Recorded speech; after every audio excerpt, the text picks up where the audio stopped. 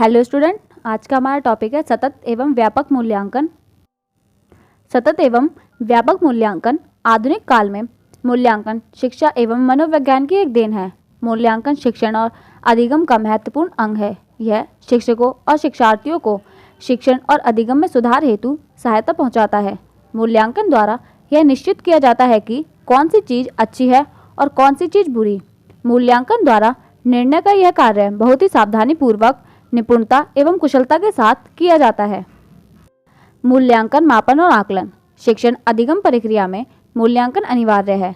अधिगम के लिए उद्देश्यों का निर्धारण, अधिगम अनुभवों की रूपरेखा बनाने और विद्यार्थियों के अधिगम निष्पादन का आकलन करने में मूल्यांकन का योगदान होता है। इसके अतिरिक्त यह शिक्षण और पाठ्यक्रम में सुधार लाने के लिए भी बहुत लाभदायक है। सर्वप्रथम आवश्यक है कि शिक्षक शिक्षा के लक्ष्यों और उद्देश्यों के प्रति जागरूक हो। दूसरा, शिक्षक इस योग्य हो कि वह विद्यार्थियों अधिगम और प्रभावी संप्रेषणों की विधियों पर आधारित प्रभावी अधिगम अनुभवों का निरूपण कर सके। अंत में शिक्षक यह निर्धारित करेगा कि इन उद्देश्यों को किस मात्रा तक प्राप्त किया गया है। इसलिए शिक्षण प्रक्रिया के 3 मुख्य तत्व हैं: उद्देश्य, अधिगम अनुभव और विद्यार्थी मूल्यांकन। मूल्यांकन के 4 प्रमुख क्षेत्र हैं। पहला उद्देश्य, दूसरा अधिगम अनुभव, तीसरा विद्यार्थियों का मूल्यांकन, चौथा इन तीनों के बीच संबंध।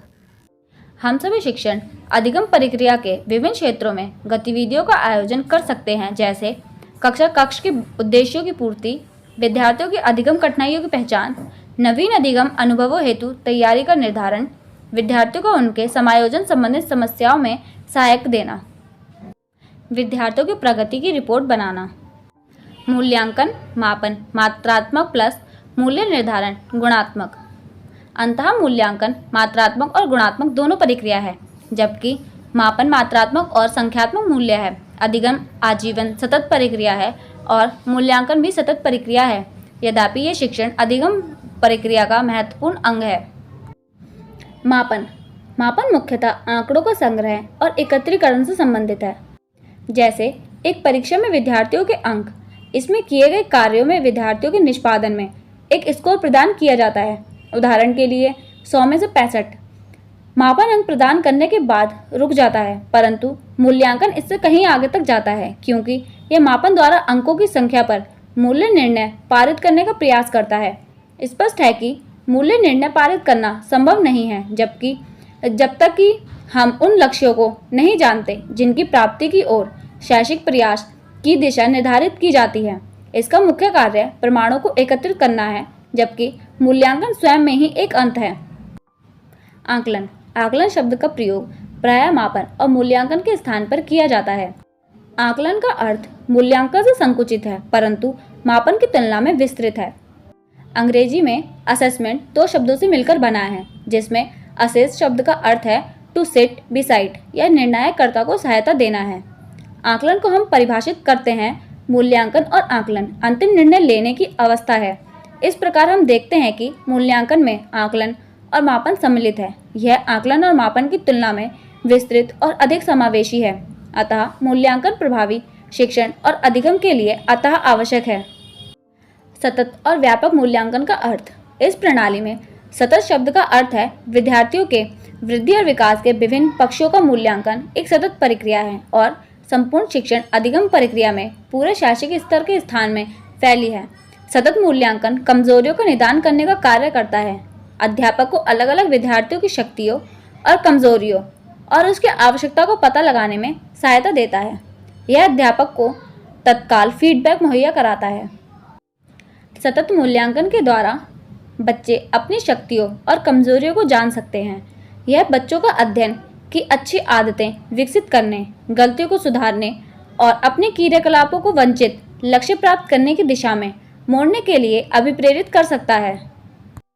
व्यापक शब्द का अर्थ है यह योजना विद्यार्थियों की वृद्धि और विकास के संज्ञात्मक और असंज्ञात्मक दोनों पक्षों को सम्मिलित करती है।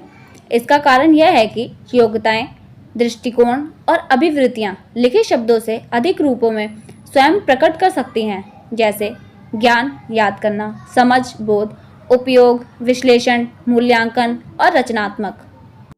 शिक्षा बच्चों के सार्वजनिक विकास, शारीरिक, सामाजिक, भावनात्मक और बौद्धिक से संबंध है। अतः बच्चों के विकास के सभी पक्षों का आकलन आवश्यक है। अभी तक हम समग्र बच्चों का आकलन नहीं करते, बल्कि उस एक विशिष्ट क्षेत्र में शैक्षिक उपलब्धि का आकलन करते हैं। CCE के उद्देश्य ज्ञानात्मक, भावनात्मक तथा मनोप्रेरक कौशलों के विकास में सहायक। दूसरा, विचार प्रक्रिया को सफल और रटने को निर्बल बनाने पर जोर देना है।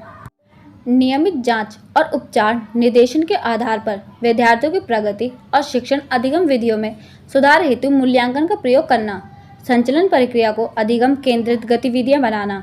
मूल्यांकन को एक गुणात्मक नियंत्रण साधन के रूप में प्रयोग करना। ध्यान देने योग्य बातें: विद्यार्थियों को मंद, कमजोर, बुद्धिमान आदि का लेवल ना दें। विद्यार्थियों के बीच तुलना ना करें। नकारात्मक कथनों का प्रयोग ना करें। सतत और व्यापक मूल्यांकन में शैक्षिक और सहशैक्षिक दोनों पक्षों का आवश्यक मान्यता देने की जरूरत है। इस प्रकार के समग्र आकलन में प्रत्येक विद्यार्थी का पिछला व वर्तमान और परिवर्तन वाला व्यापक प्रोफाइल बनाने की आवश्यकता है। यथार्थ, ईमानदार, उत्साहित और विचारशील। जब शिक्षक दैनिक चिंतन, नियोजन और उपचारात्मक विद्यार्थियों का क्रियान्वयन करते हैं, शिक्षण अधिगम प्रक्रिया में सुधार हेतु आकलन रचनात्मक और योगात्मक दोनों प्रकार का होना चाहिए। आई होप हमारी ये वीडियो आपके लिए हेल्पफुल रहेगी। Thank you for watching my video.